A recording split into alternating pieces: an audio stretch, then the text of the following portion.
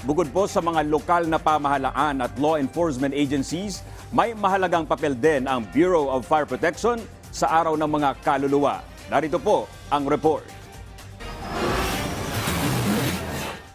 Ilang araw bago ang undas, makikita na sa mga sementeryo ang mga ambulansya ng Bureau of Fire Protection. Ayon sa BFP, naglagay sila ng ambulansya sa 66 na sementeryo sa Metro Manila kasama ang kanilang emergency medical team na may kakayanang magbigay ng first aid sa mga nahihilo, tumaas ang presyon at iba pa.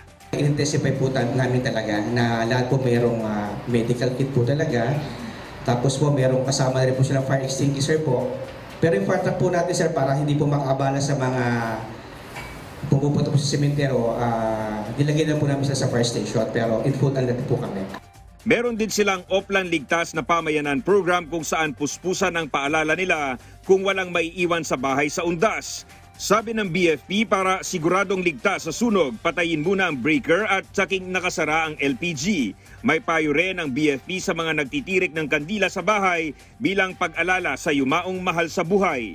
Kung magtitirik man po sana sila ng kandila ngayon sa panahon ng undas, huwag na po natin ilagay ito sa altar.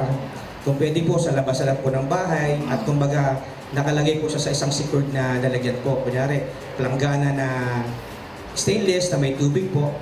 Ang bawat LGU ay may kanya-kanya rin paalala para sa ligtas na paggunita ng undas. Katulad ng Valenzuela City na naglabas ng ordinansa na nagbabawal sa pagbebenta, pagbili at pag-inom ng alak sa mga barangay na may sementeryo.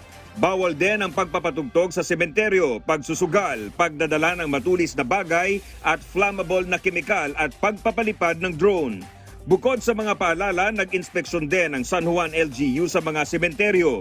Ilang araw bago ang undas, nagtipon sa Manila North Cemetery ang Eco Waste Coalition na nakakostyum bilang Zombasuras. Naglabas din sila ng semi-ticket o tamang pag-uugali na dapat sundin sa paggunita ng mga namayapa. Ayon sa grupo, mas maipapakita ang respeto sa mga namayapa kung pananatilihing malinis at hindi gagawing tambakan ng basura ang mga sementeryo. Dominic Almelor, para sa Bayan.